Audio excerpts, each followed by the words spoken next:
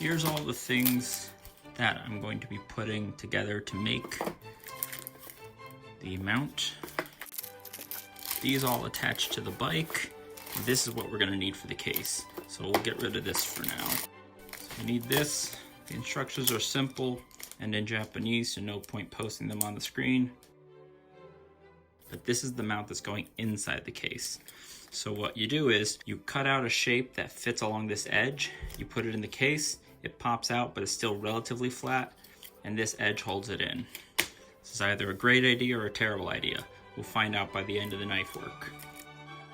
This is the outline to cut the shape, and it's supposed to be the dot in the center. The problem is the cameras are so low now, you can't get to the center. You can turn it sideways and get a bit closer, but it still won't fit very pretty when you put it on the phone. We'll make the best we can with it. So I'm gonna tape it in place and get to cutting. Something I enjoyed is, on the back of the package, the knife it suggests to use is literally what I own. I've owned this for a long time, you can tell by the rust, but I just enjoyed that. For once I had the literal perfect tool. You just follow these cutout lines and cut.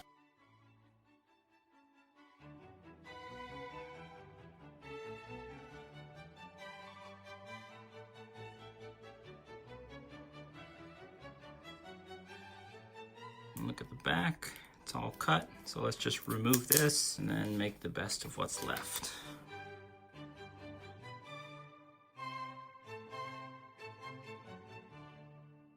Remember to cut away from yourself. This is an easy way to have less fingers. There's the hole, there's your spare parts. First is always close the knife for safety. Now, you just put it in place to check if it works before we go too far ahead on anything else. Let's put the phone back. The case fits from that side, and it more or less fits from this side. It does, of course, now have a bump. Doesn't feel like it'll move around. I'm obviously going to do a few more things to it to make sure it doesn't move around, but this will be a more secure phone mount than what I have been using. Hopefully. Now I have super glue, JB Weld. Super glue will dry fast to make it easy on me.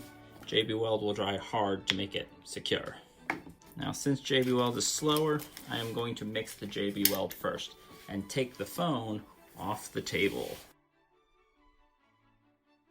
Use a very little bit for the inside of the case. You can always wipe it off if it's too much afterwards. They recommend a bunch of tape inside your case. I don't like that, so I'm not going to do that. Put a reasonable bit of super glue here, there, and everywhere so that the super glue can glue super duper, and then everything else can dry slowly.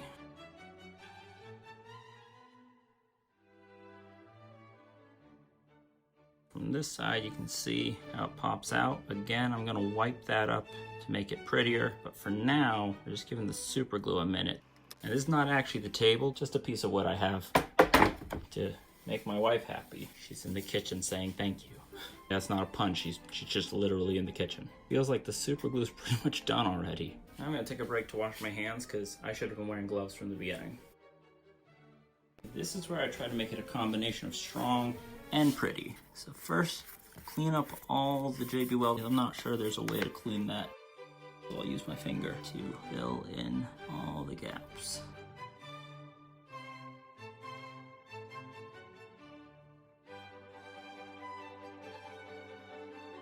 That's pretty much it for this. I'm gonna put it somewhere safe to dry. We cleaned out the back a fair bit. My wife came up with the idea of Q-tips and nail polish remover. She helped me quite a bit. It's not in the video because she didn't want to be in the video. I'm going to move on to assembling the overall mount so I can just mount it in the morning in the sunlight. I'm going to let this dry at least 24 hours. So here's the main mount. Here's how I'm mounting it to the bike.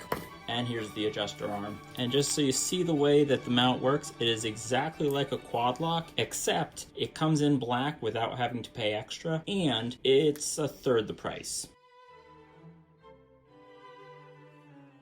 You can unscrew this right here to adjust the angle of this part, which I plan to do, but we'll get there when we get there. I found one review of a guy who's had it on his Harley Davidson for about 5,000 kilometers, and he rides a 72 Sportster. I also worked on a customer's bike today at Yamaha who's had it for 40,000 kilometers, and it still looks like it's in pretty good shape. I'm gonna assume even though it's cheaper, it is going to be fine. Okay, so here's the case after it dried, and it looks good as far as what I want, but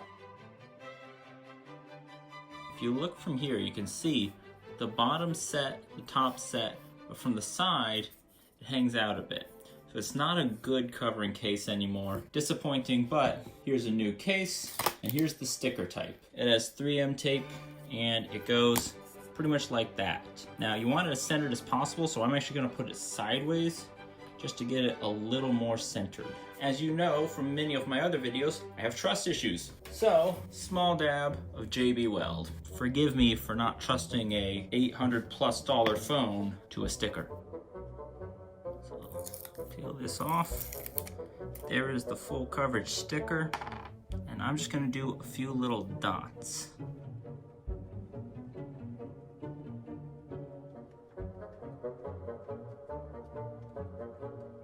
I'm gonna let the tape do most of the work, and the JB Weld will just be that added assurance. Press it in place. And assuming the sticker part's strong enough, that's already kinda done. The JB Weld will take 24 hours, so that looks like it can't move. Someone's going to ask what case I picked. First one was Spigen.